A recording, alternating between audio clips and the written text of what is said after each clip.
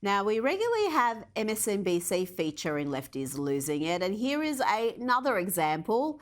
MSNBC's reporting has become so wildly deranged and unhinged, they're now pretending to go off script to emphasise their Trump derangement syndrome.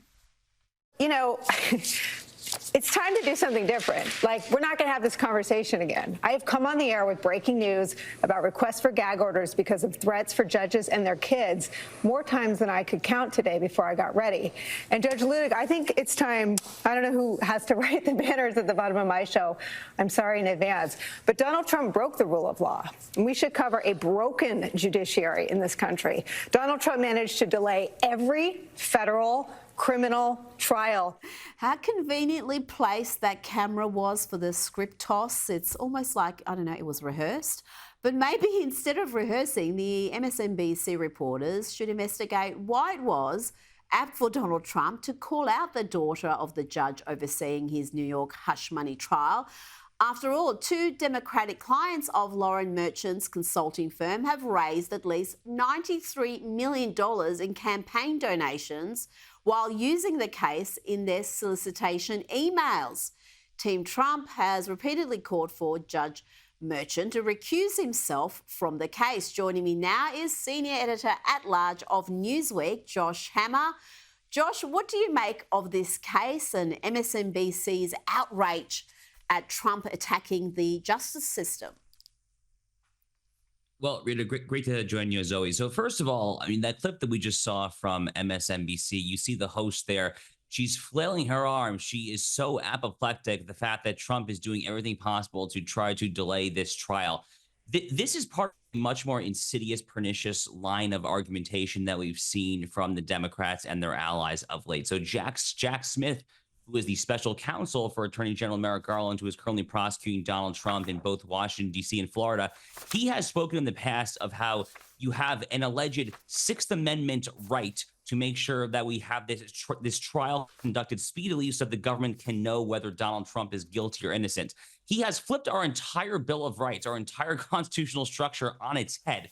Our Bill of Rights, your First Amendment right to free speech, your Second Amendment right to keep and bear arms, your Third Amendment right to stay in your homes lest soldiers be there, and your Sixth Amendment right to a speedy trial. They exist to protect you from the government, not the other way around. So it is that exact fallacious mentality and very insidious flipping on its head, though, that MSNBC host there, just said. So absolutely wild stuff right there. Look, the judge in this case, Juan Merchant, is an obviously far left biased judge. This is the hush money payment case. It's the prosecution involving Michael Cohen and Stormy Daniels. Frankly, a Hollywood-esque cast of characters. You really cannot make this case up any better if you were trying to write a movie on it.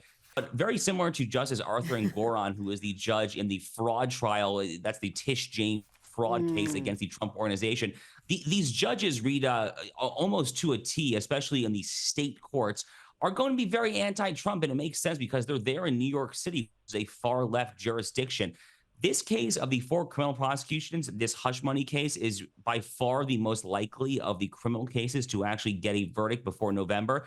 However, Rita, it also happens to be by far the most farcical and ludicrous. In fact, when Alvin Bragg, the Soros-funded DA, unveiled these charges last April, the New York Times editorial board was less than fully enthusiastic. CNN could barely get anyone to comment favorably on it.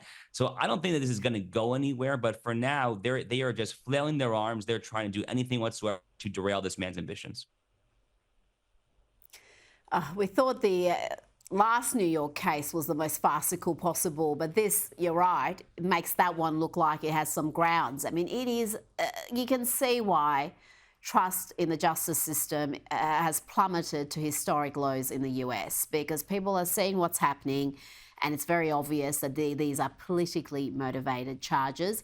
Now, let's talk about Irish Catholic President Joe Biden. He's always telling us about what a devout Catholic he is, but he hosted a very non-Christian Easter weekend at the White House, not only banning religious-themed designs from the Easter egg art contest, but also there was much reaction to him promoting Transgender Day of Visibility, as if, you know, that group isn't visible enough the other 364 days. It's not really a day. He posted this message on Easter Sunday, which, Josh, is one of the most holy days on the Christian calendar. The reaction, I've got to say, was strong. Yeah, I mean, Joe Biden, from what I saw, got ratioed pretty badly on Twitter. Pretty much everyone defending it was similarly ratioed, including Mayor Eric Adams in New York City. He was badly ratioed. Look, America is still a majority Christian country. America was founded as a fairly explicitly Christian country. I mean, yes, we obviously have our First Amendment right to free exercise. I myself am Jewish, and we are not forced to obey the certain dictates of a certain church or anything like that. But the American founders were fairly explicit about their Christianity. And while America has changed in many ways, to this day, it remains both demographically, statistically, in terms of church attendance, but also just more generally speaking, more culturally, it remains a Christian country. And this whole controversy, this tempest in a teapot, I think is emblematic of the fact that the Democratic Party is really out over its skis when it comes to the LGBT agenda in general and its dissonance, its irreconcilable dissonance with the fact that the American people, by and large, are still commonsensical when it comes to sheer logic and are still Christian when it comes to religious identity. And it also puts the Democrats, Rita, between a rock and a hard place when it comes to their intersectional coalition of aggrieved interests, because Black voters actually, according to most polls, are really starting to peel away from Joe Biden. Donald Trump is picking up 20, maybe 25% of Black voters. If that number stands, Joe Biden's going to lose the election on that metric alone. Here's the catch, Rita. The reason why it's difficult is because Black voters, at least on the polling that I have seen for the past 10, 15 years very consistently, are not as down with the LGBT agenda overall as white voters are in America. So with every sop to the intersectional LGBT and especially the transgender lobby that Joe Biden makes like this, he's going to risk hemorrhaging Black support even more. So even politically speaking, he's caught between a rock and a hard place. But the most important point here is that this is obviously a direct shot at Christians. He cannot afford to lose any more blue collar support. And unfortunately, he's heading in that direction, I think. And it's not just Black voters who aren't on board with a lot of this activism. Hispanic voters are probably even less so. The polling there is also showing that Trump's gaining enormous numbers. In fact, there was a New York Times poll recently that had the Hispanics opting for Trump by some 6% over Biden, which, you know, if you said that 10 years ago or even in 2020, you would think that was impossible. 100%. Yeah. I mean, if you go down the list and you look at basically all of the demographics that have given Democrats comfortable margins in most recent presidential elections, obviously 2016 notwithstanding, so Black voters, Hispanic voters, and really young voters, 18 to 35, Democrats are losing support in all three of those demographics. So right now, the Hispanic vote in America seems like it's basically a toss-up. It is well within the margin of error. Some polls show it slightly to Trump, some show it going slightly to Biden. I mean, it's really quite crazy, Reed. I cannot underscore this point enough. Going back 20 years, it was around 2004, there was a progressive think tanker by the name of Roy Teixeira.